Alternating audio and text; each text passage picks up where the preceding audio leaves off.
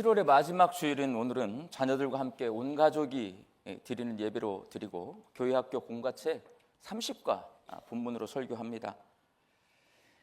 기독교 역사에서 사도 바울은 굉장히 중요한 인물입니다. 이방인들에게 복음을 전해준 이방인 선교사이고 세 차례 선교 여행을 통해 아시아와 유럽 곳곳에 교회를 개척한 복음 전도자이기도 합니다. 그리고 신약 성경을 기록한 신약 성경의 저자입니다. 신약 성경 27권 가운데 13권이 바울이 초대교회 성도들에게 쓴 편지입니다. 이렇게 신약 성경의 절반을 기록한 바울은 현재까지도 모든 기독교인에게 커다란 영향력을 미치고 있는 위대한 믿음의 선배입니다.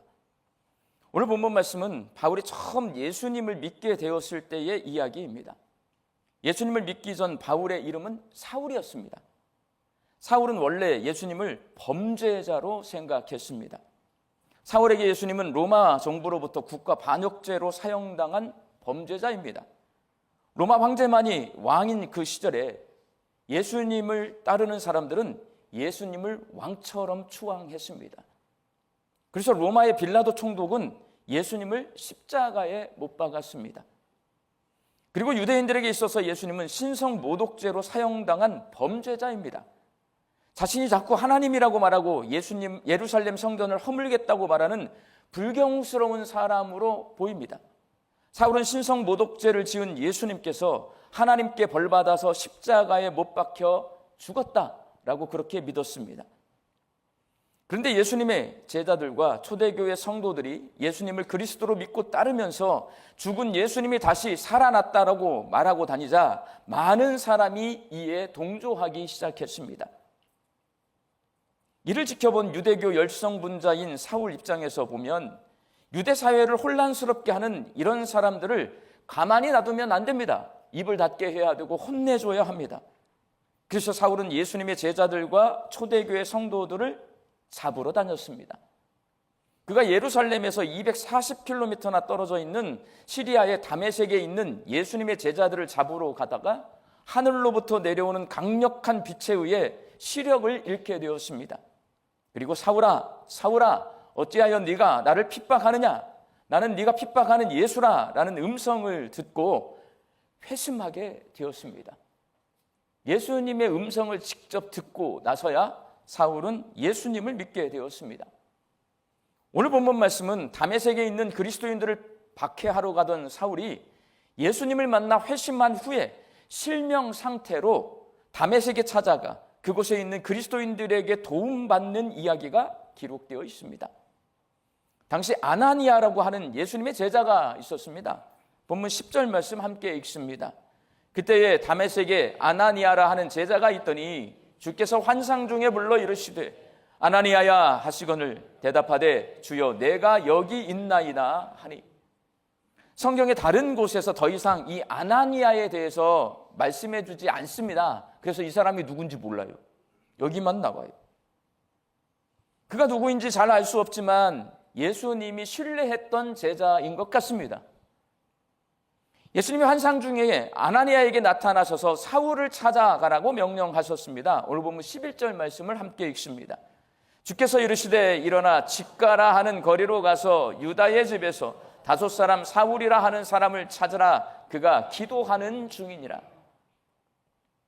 우리에게는 너 환상 중에 예수님이 나타나서 너 사울에게 찾아가 라고 말하는 이 예수님의 명령이 아무런 부담 없는 명령으로 들리잖아요.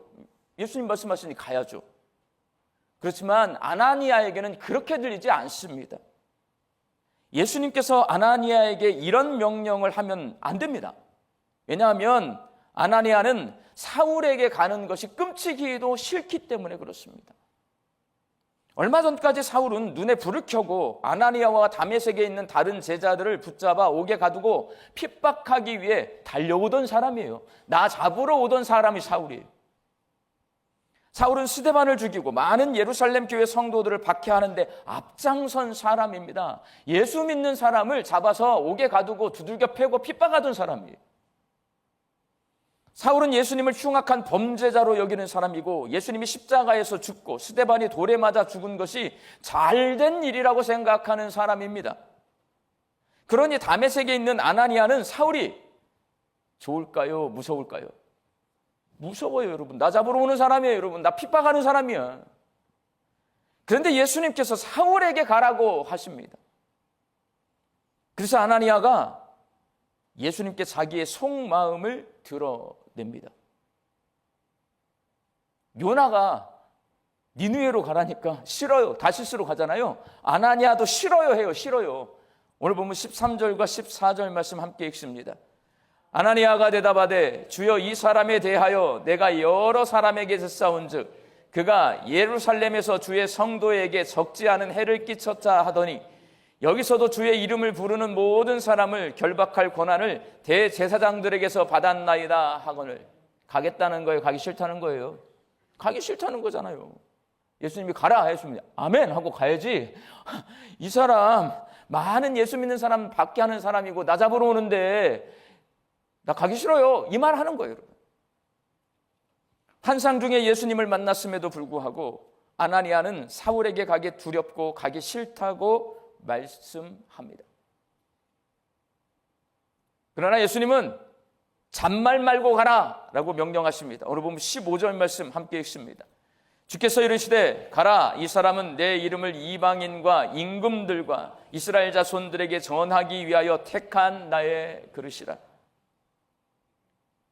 여기 계시는 우리 양림교회 성도님들은 예수님이 말씀하시면 예스 하고 다 갈 것 같아요. 제가 볼 때는 너무 착해가지고. 예수님께서 이방인에게 복음을 전하기 위해 사울을 택했으니 두려워 말고 잔말하지 말고 가서 사울을 만나라고 말씀하시는데요. 여러분 요즘 청년들이나 젊은 애들 그리고 우리 중고등부 학생들에게 이렇게 말하면 안 갑니다, 여러분. 엄밀히 따지면 예수님께서는 요즘 하도 법하니까 어떤 걸 지금 행하고 계시냐면 범죄 피해자 보호법을 위반하시는 것입니다. 제가 이거 찾아봤어요. 범죄 피해자 보호법. 범죄 행위로 인해서 생명, 신체에 피해를 당한 사람을 구조하기 위한 법이에요. 이 법의 기본 개념은 이렇습니다. 범죄 피해자는 범죄 피해 상황에서 빨리 벗어나 인간의 존엄성을 보장받을 권리가 있다. 범죄 피해자의 명예와 사생활의 평온은 보호되어야 한다. 나 잡으러 오는 사람이에요. 내가 피해자잖아요. 이미 예루살렘에서 많은 사람들이 이 바울 때문에 피해를 입고 감옥에 가고 두들겨 맞고 지금 그래요. 근데 날 잡으러 와요. 나 피해자가 될 거예요. 근데 나 보호받아야 될 권리가 있는 거예요. 예수님과 초대교회 성도들의 입장에서 보면 사울은 애꿎은 사람들에게 피해를 주고 폭력을 행사하는 범죄자입니다. 조금 전까지 아나니아와 다메섹에 있는 다른 제자들에게 이런 범죄를 저지르기 위해 달려오던 사람입니다. 그러니 가해자인 사울에게 피해자인 아나니아를 보내면 돼요? 안 돼요? 안 되는 거예요, 여러분. 아나니아가 존엄성을 보장받고 명예와 사생활이 평온하게 유지될 수 있도록 보호받아야 합니다. 그러나 예수님은 아나니아를 사울에게 보내고 다메섹에 있는 제자들이 사울과 함께 지내게 하십니다. 범죄자와 피해자가 함께 있게 한단 말이에요, 여러분. 이게 여기서 우리는 이런 어떤 법 인지도가 높아져야 돼요. 그냥 예수님 하라면 무조건 다 하고, 목사가 하라면 무조건 다 하고, 이렇게 살면 안 돼요, 여러분. 나에게 범죄를 저지르는 가해자가 있고, 내가 피해자인데, 피해자인 내가 그 범죄자에게 찾아가서 그 범죄자 옆에 있게 하는 거, 이거 원래 안 되는 거예요, 여러분. 보호해줘야 돼. 이게 이 시대의 인권이에요. 근데 예수님은 아나니아에게 사울에게 너 가. 잔말 말고 가. 라고 말씀하십니다. 왜 그러실까요? 예수님은 가기 싫어하는 아나니아를 사울에게 보내고 다메섹에 있는 제자들이 두려워하는데도 불구하고 사울과 함께 생활하게 하심으로 뭘 말씀하시냐? 하나님의 교회가 돌봄 공동체라는 것을 가르쳐 줍니다. 교회 탄생에 대해 기록해 놓은 사도행전은 교회가 어떤 공동체인지를 이 모양 저 모양으로 우리에게 가르쳐 주는데 오늘 본문에서 예수님은 교회가 사람들을 돌보는 돌봄 공동체라고 가르쳐 주십니다. 사도행전을 보면 교회 행전이에요. 교회의 모습이 거기 써 있단 말이에요. 교회가 어떤 공동체인가를 가르쳐 줘요. 오늘 본문 말씀 특별히 교회는 사람들 보는 곳이다 라고 말씀하세요. 먼저 교회는 육체의 도움이 필요한 사람들을 돌봐주는 공동체입니다. 지금 사울은 시력을 잃어서 앞이 보이지 않아요. 시각장애인이 되었어요. 누군가 도와주지 않으면 아무것도 할 수 없습니다. 예수님은 아나니아와 다메섹에 있는 제자들이 사울을 도와주어야 한다라고 말씀하십니다. 이 말씀은 교회가 도와줘야 한다는 말이에요. 교회가. 물론 아나니아 입장에서 생각해 보면 사울은 돌봐줘야 할 사람이 아니라 이 기회에 없어졌으면 하는 사람이에요. 교회와 성도들을 핍박하고 예루살렘에서 다메섹까지 240km를 달려와 자신을 위협하는 사울이 제발 사라졌으면 좋겠어요. 그래야 내 마음이 평안하니까. 그러나 예수님은 사울에게 찾아가기를 두려워하고 싫어하는 아나니아에게 더욱 강력하게 명령하셨고, 그 명령에 아나니아는 사울을 찾아갑니다. 그리고 사울을 돌봐줍니다. 아나니아가 사울에게 안수기도 해 주었더니 안 보이던 사울의 눈이 보이게 되었습니다. 눈이 밝아지자 사울은 세례를 받았습니다. 아나니아는 사울에게 음식을 먹여주고 간호해 주었습니다. 그랬더니 쇠약해졌던 사울의 몸이 건강해졌습니다. 하나님은 이를 통해 교회는 육체의 도움이 필요한 사람들을 외면하지 않고 그들을 돌봐주는 공동체임을 가르쳐 줍니다. 누구까지 도와줘야 되냐면 사울은 원수예요.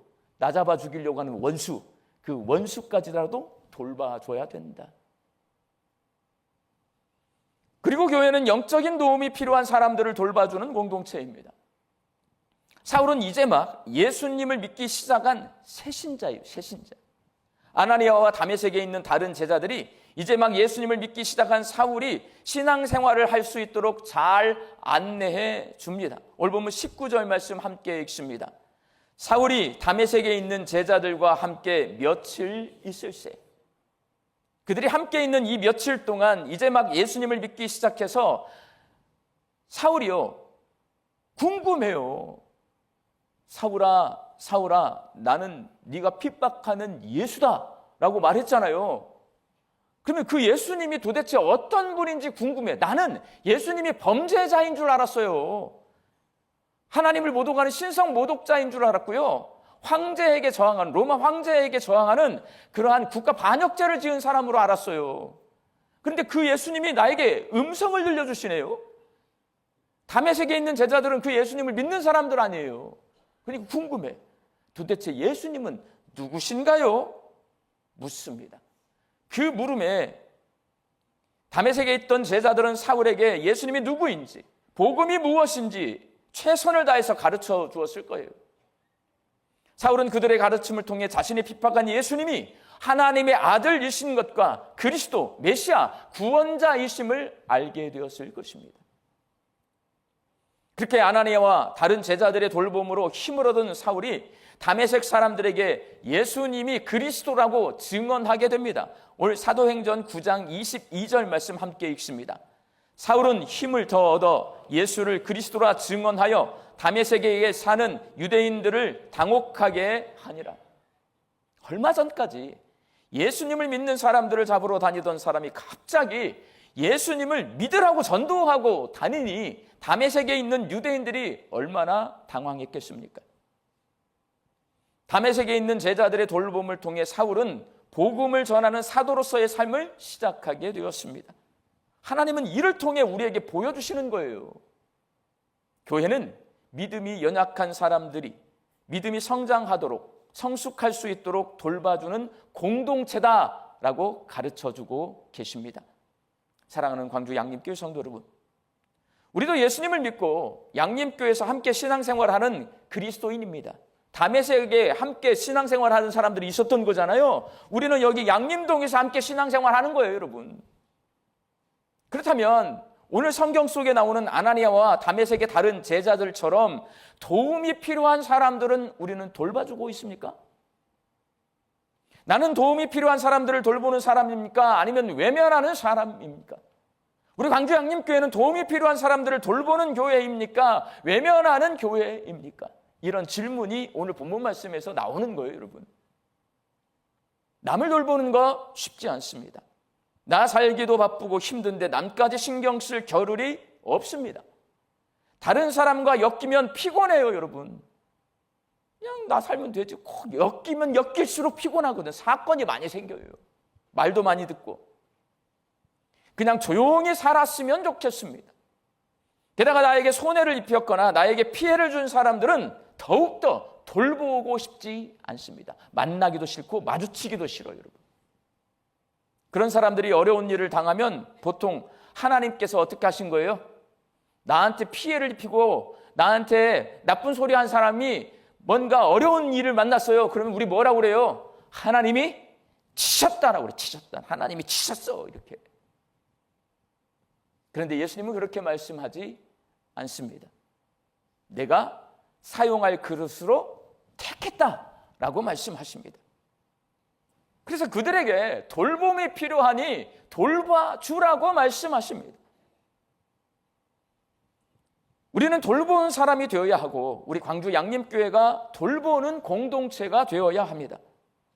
자기를 잡아서 옥에 가두려 했던 사울을 돌봐준 다메섹에 있는 제자들처럼 내 도움이 필요한 사람들을 돌봐줘야 합니다.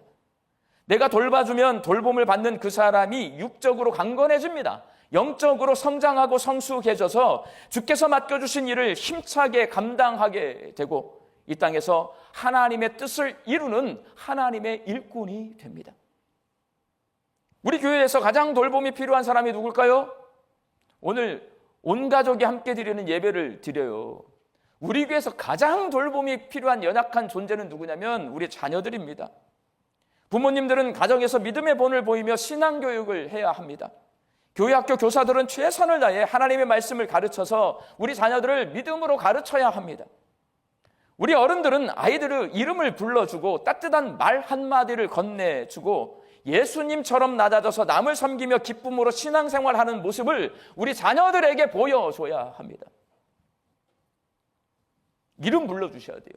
저는 하여간 되도록이면 외워서 이름을 불러주려고 애씁니다. 우리 교회 아이들요. 그럼 부모님들도 좋아하지만 아이들도 다 알아요. 제가 기뻐하는지. 우리 교회는 우리 아이들이 지금 있는 아이들은 그나마 이제 좀 덜 오염된 거예요. 제발 싸우지 마세요. 나 중학교 때 진짜 우리 어른들 싸워가지고 지금도 여기에 상처 있어. 어른들이 단 한 명도 나한테 미안하다고 사과하지 않았어요. 난 지금도 불만이에요. 우리 교회 가면 어른들이 그렇게 내 앞에서 싸웠는데 나한테 미안하다고 한마디도 하지 않아요, 여러분. 여기 상처로 남아있어. 우리 아이들 앞에서 다투지 마시고 제발 서로 웃는 모습, 서로 사랑하는 모습, 서로 섬겨주는 모습, 겸손한 모습 우리 어른들이 보여줘야 우리 아이들이 믿음의 삶을 삽니다. 그렇게 우리 자녀들을 돌보면 아이들이 믿음의 사람으로 장성해 갑니다. 우리 아이들 말고 그 다음에 돌봄이 필요한 양림의 가족이 있어요. 누구냐면 새가족이. 우리 교회 오신 새가족들은 5주 동안 풍성한 삶의 첫걸음으로 1:1 양육을 받으면서 양육위원회 돌봄을 받습니다. 그리고 구역장님들과 구역 식구들이 잘 챙겨주셔서 구역 모임을 통해 돌봄을 받습니다. 양육위원과 구역장님들의 안내를 받아서 교육훈련에 참여하게 되고 기도학교, 예배학교, 바나바 섬김학교, 공동체 성경읽기, 하나복 제자훈련을 통해 돌봄을 받습니다. 그렇게 돌봄을 받은 새가족들은 대부분 우리 교회에 잘 정착해서 신앙생활을 합니다. 내가 애들 앞에 서 있는 거예요. 우리 신앙생활. 양림교회에 오면 애들이 날 쳐다보고 있어요. 곳곳에 새가족들이 우리를 쳐다보고 있어요. 우리 멋대로 살잖아요. 우리 때문에 그냥 상처를 받아요, 여러분. 잘 사셔야 돼. 돌봐주셔야 됩니다, 여러분. 예수 믿는 것이 무엇인지를 그분들이 눈으로 보고 배울 수 있도록 가르쳐줘야 돼요. 일부 예배는 새가족이 거의 안 오니까 막말할 거예요. 여긴 새가족이 거의 없어요, 여러분. 새가족들이요. 이사를 와요. 이사 먼데 다른 도시에서. 그런데 광주 시내권에 있는 새가족들이 여기를 와요. 왜 왔을까요, 여러분? 상처받고 왔어요. 교회가 교회다운 모습을 보여주지 않아서 상처받고 여기 왔는데 여기 왔더니 교회답지 않은 모습이 또 있어. 상처에 상처가 엎어져요. 그러면 그 사람은 가나안 성도가 됩니다. 똑바로 사셔야 돼요. 우리 똑바로 살아야 돼요. 예수님 안에서. 아나니아와 다메섹에 있는 예수님의 제자들에게 돌봄을 받은 사울은 아시아와 유럽에 복음을 전하는 이방인 선교사가 되어서 기독교 역사의 위대한 발자취를 남길 수 있었습니다. 우리가 돌본 자녀들이 다윗과 같은 믿음의 사람으로 성장하고, 우리가 돌본 새 가족들이 교회 공동체에 잘 정착하고 믿음이 성장해서 하나님의 나라의 일꾼이 될 수 있게 해 주어야 합니다. 우리 광주양림교회가 도움이 필요한 사람들을 돌보는 돌봄 공동체가 되고, 우리 양림교회 성도들이 도움이 필요한 사람을 돌보는 사람들이 될 수 있기를 예수님의 이름으로 축원합니다. 기도하겠습니다. 하나님, 저희들이 육체적으로, 영적으로 도움이 필요한 사람들을 돌보는 사람들이 되게 하여 주옵소서. 우리 광주양림교회가 육체적으로, 영적으로 도움이 필요한 사람들을 돌보는 공동체가 되게 하여 주옵소서. 저희에게 맡겨주신 다음 세대 자녀들을 돌볼 때 다윗과 같은 믿음의 사람으로 자라나게 하여 주시고, 저희에게 보내주신 새 가족들을 돌볼 때 교회 공동체에 잘 정착하고 믿음이 성장해서 하나님 나라의 일꾼이 되게 하여 주옵소서. 예수님의 이름으로 기도하옵나이다. 아멘.